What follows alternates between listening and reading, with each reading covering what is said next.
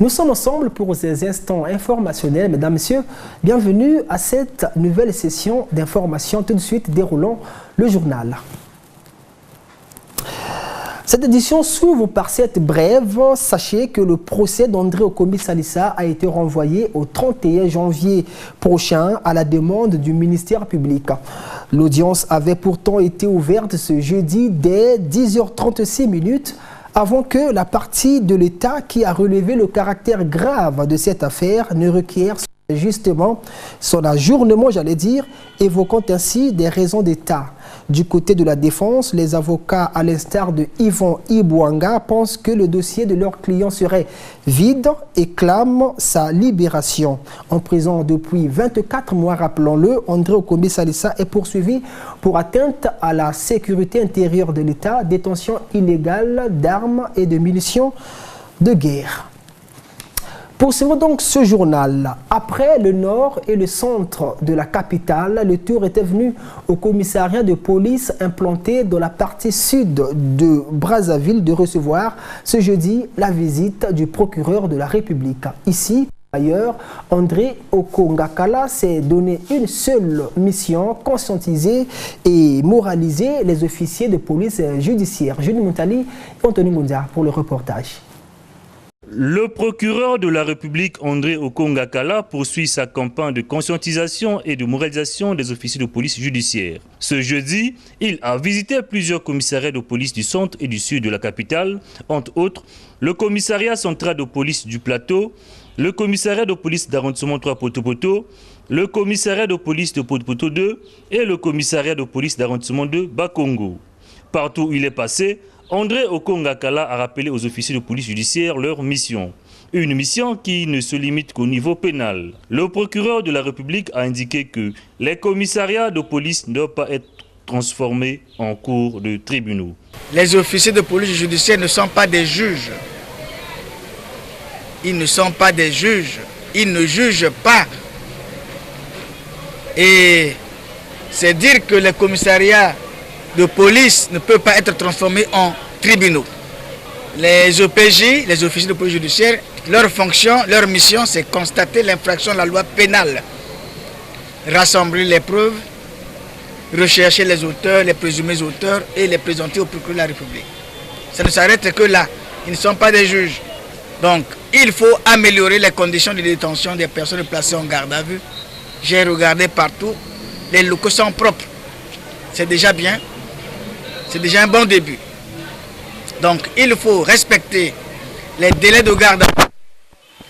La personne humaine étant sacrée, il faut veiller, je dis bien, il faut veiller au respect des droits de l'homme.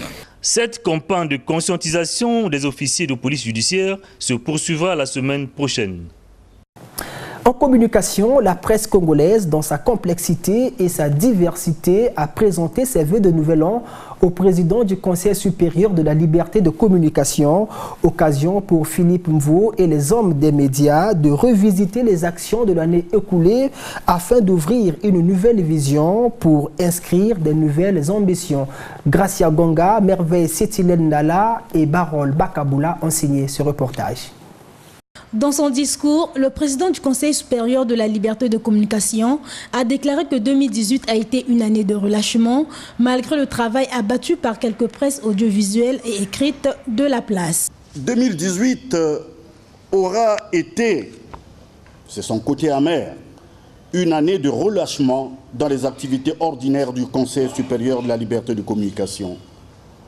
On relèvera alors la routine qui a caractérisé l'action de régulation dans le suivi et le contrôle de l'activité des médias. La pratique journalistique n'a pas connu d'amélioration remarquable. Les domaines de publicité de l'imprimerie n'ont pas toujours fait l'objet d'une réelle prise en compte dans les missions du Conseil supérieur de la liberté de communication. 2019, selon Philippe Mvo, est une année d'espoir dans le sens où elle connaîtra l'application des résolutions et des recommandations prises lors des assises de la presse. 2019, nous l'avons dit à l'entame de cette adresse, porte de nouveaux espoirs. Et ces espoirs, nous pouvons l'affirmer avec toute l'assurance mesurée, vont se traduire en actes concrets à travers la réalisation des résolutions et des recommandations adoptées à l'issue des assises de la presse congolaise. Le président du Conseil supérieur de la liberté de communication est revenu sur l'octroi de la carte de presse aux journalistes. La carte d'identité professionnelle ou carte de presse est devenue au Congo une chimère aux yeux des professionnels de l'information et de la communication que vous êtes. Non, elle ne l'est pas en réalité au niveau du Conseil supérieur de la liberté de communication. Et elle ne saurait l'être d'aucune manière et d'aucune façon. La carte de presse est une réalité concrète, palpable aujourd'hui. Le Conseil, malgré une vaste campagne menée à Brazzaville et à Pointe-Noire, n'a enregistré aucun dossier de demande d'attribution de la carte de presse.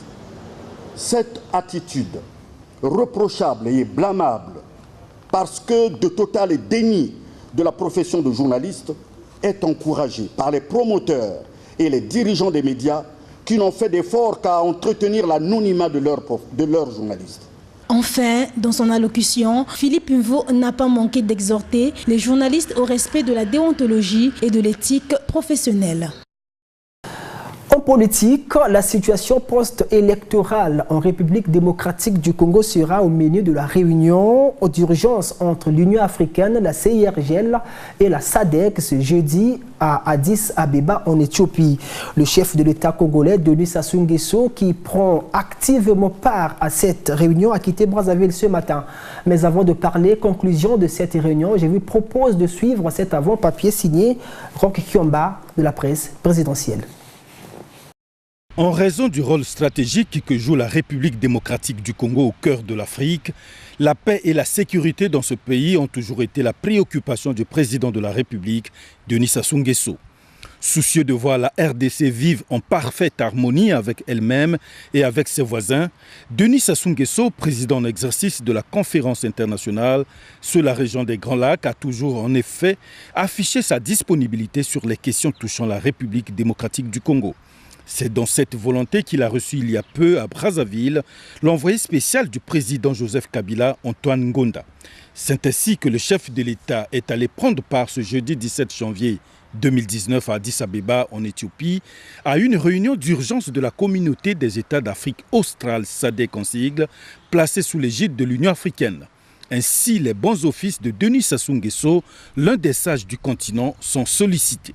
Convoquée par Paul Kagame, président en exercice de l'Union africaine, cette réunion devrait ouvrir le débat sur la situation post-électorale en République démocratique du Congo.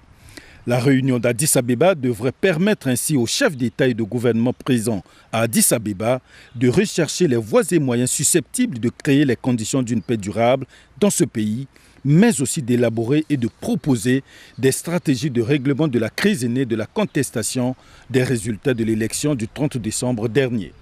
Ces résultats encore provisoires, rappelons-le, donnent l'opposant Félix Tshisekedi gagnant avec 38,57% de suffrages devant l'opposant Martin Fayulu. C'est à 6h30 que le chef de l'État Denis Sassou Nguesso a quitté Brazzaville pour la capitale éthiopienne. Et toute autre chose dans ce journal, le réseau des femmes leaders pour la transformation de l'Afrique vient d'implanter son antenne du Congo. Après l'atelier de l'implantation de cette antenne qui a eu lieu mardi dernier à Kintele, eh bien, les femmes de ce réseau, conduites par la ministre de la promotion de la femme et de l'intégration de la femme au développement, Madame Inès Nefer Ingani, a été reçu par le président de la République, Denis Sassou Nguesso. Reportage Agnès Nyoko, toujours de la presse présidentielle. Cette délégation est allée solliciter le soutien du chef de l'État congolais et par ricochet celui de tous les dirigeants du continent. Soutien au combat des femmes leaders pour la transformation de l'Afrique. Elles ont transmis au président de la République, Denis Sassou Nguesso, la motion de remerciement lue par Olga Akilangongo Ngakala. Nous participons à l'atelier de lancement du réseau des femmes leaders pour la transformation de l'Afrique. Exprimons notre reconnaissance à son Excellence Denis Sassou Nguesso, président de la République, chef de l'État, pour l'intérêt qu'il porte à la promotion du statut multiforme de la femme et son engagement en faveur du maintien de la paix. Sollicitons son accompagnement pour mettre en œuvre le réseau en République du Congo et de susciter ses pairs à impulser les réseaux nationaux. Cette initiative vient rencontrer la vision du chef de l'État Denis Sassou Nguesso dans l'intégration de la femme au développement. Le conseil consultatif de la femme qui vient d'être mis en place en est une illustration. Et toujours au cours de cette réception, Madame Benito Diop, envoyée spéciale de l'Union africaine sur les femmes, la paix et la sécurité, et Madame Awa Diop Seck, représentante de l'ONU Femmes en République démocratique du Congo, ont toutes les deux loué le leadership du chef de l'État congolais Denis Sassou Nguesso en matière de résolution de conflits. On les suit tour à tour au micro d'Agnès Nyoko. Le chef de l'État a tenu à comprendre la philosophie de ce combat, de quelle manière il est mené. La parole a été donnée à un échantillon de femmes.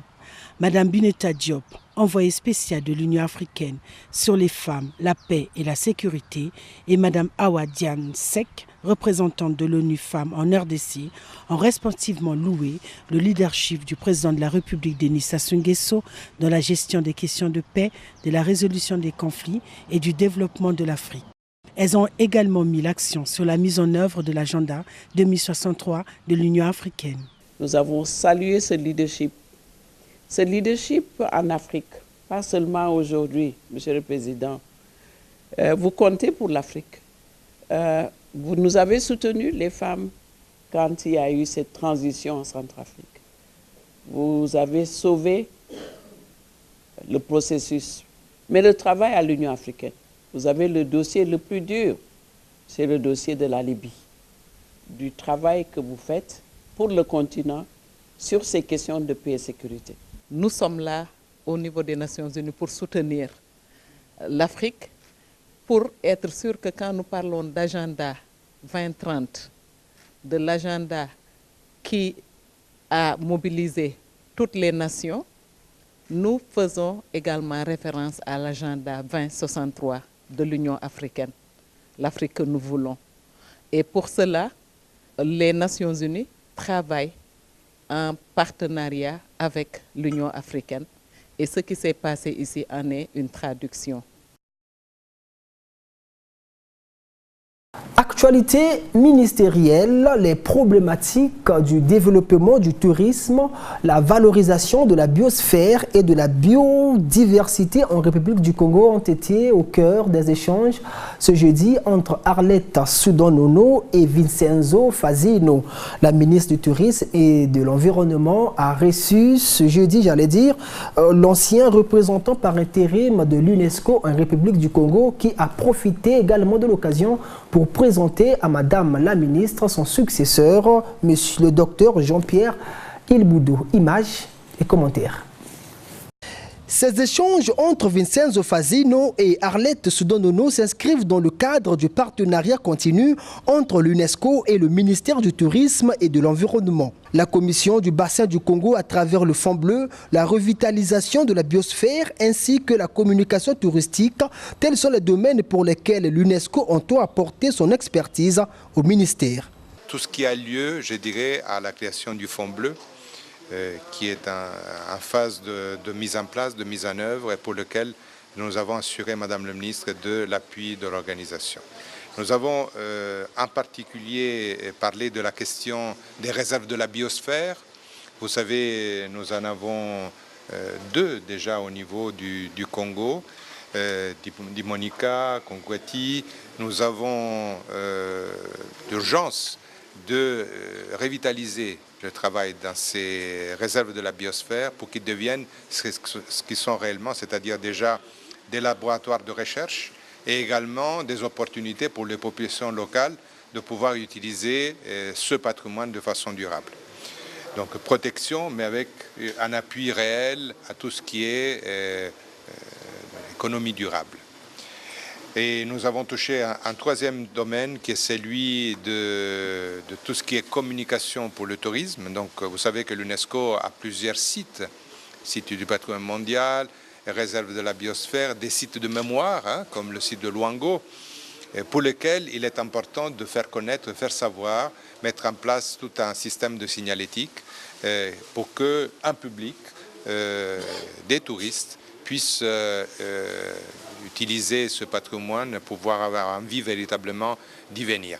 Appelé à servir au Gabon, Vincenzo Fazino est remplacé par le docteur Jean-Pierre Ilboudo à la tête du bureau de l'UNESCO à Brazzaville. Ce sera donc à ce dernier de concrétiser ce partenariat UNESCO, ministère du Tourisme et de l'Environnement. Et avant de boucler ce journal, parlons société, information, rappel, l'Association congolaise pour le bien-être familial, en abrégé ACBEF, se donne pour mission expliciter aux élèves les biens fondés de la planification familiale. Après avoir été dans certains lycées, cette association est depuis mardi dernier au lycée Chaminade où elle entretient les élèves de cette école publique. Objectif, expliciter ou bien emmener ces élèves à avoir une vie sexuelle responsable et ordonnée. On avait fait le point de cette campagne de sensibilisation avec Dan Viklam Timba et Anthony Gonza. Ton père viendra te loger sur cette partie-là. Donc je passe. Ensuite, je déroule mon préservatif selon la longueur de mon soldat. Promotion de la planification en milieu scolaire. C'est sous ce thème que la direction de la planification familiale, avec l'appui technique de l'Association congolaise pour le bien-être familial, procède à des séances de sensibilisation sur la planification familiale. Planification dont le but est de permettre aux jeunes élèves de mener une sexualité responsable en évitant des grossesses précoces et non désirées et aussi de se préserver des infections sexuellement transmissibles, y compris le VIH-Sida. La planification familiale, c'est l'ensemble de ces méthodes-là qui permettent d'éviter les grossesses non désirées et les IST. On voit aussi le VIH-Sida. Les animateurs de cette campagne n'ont pas manqué d'expliquer aux élèves les méthodes contraceptives, notamment l'utilisation du préservatif, qui est l'une des méthodes modernes la plus utilisée par la couche juvénile. On a d'abord commencé par l'abstinence parce qu'on a remarqué qu'il y a beaucoup de jeunes filles dans les classes qui ne veulent pas peut-être avoir des rapports sexuels, mais qui ont des rapports sexuels parfois par complexe, ou parfois parce qu'on les force ou elles se sentent un peu obligées. Donc on a voulu d'abord mettre l'accent sur l'abstinence pour dire qu'il est possible de ne pas avoir de rapport sexuel et que c'est tout à fait légitime de leur part. Ensuite, on a parlé du préservatif parce que le préservatif a l'avantage de donner une double protection qui est, il protège contre les grossesses non désirées et il protège aussi contre les infections sexuellement transmissibles. Les enseignements fournis par les animateurs ont été bien reçus par les élèves qui se disent suffisamment être édifiés. J'ai retenu que le planning familial, c'est un moyen qui permet à ce qu'on puisse se préserver et on peut se contenir entre nous, surtout les citoyens, tout comme élèves. De s'abstenir, c'est mieux. L'abstinence, c'est mieux. D'abord les études et tout ça, là, viendra après. J'ai eu à retenir l'apport du préservatif, l'abstinence, la contraception et la pilule. À noter que la planification familiale, selon l'Association congolaise pour le bien-être familial, permet de gérer la taille de la population et de garantir la sécurité alimentaire. Alors c'est par là que je boucle ce journal, mais si vous voulez revoir cette édition, allez sur notre page Facebook ESTV Presse. Mais en attendant, merci à toutes et à tous. À demain, 19h30.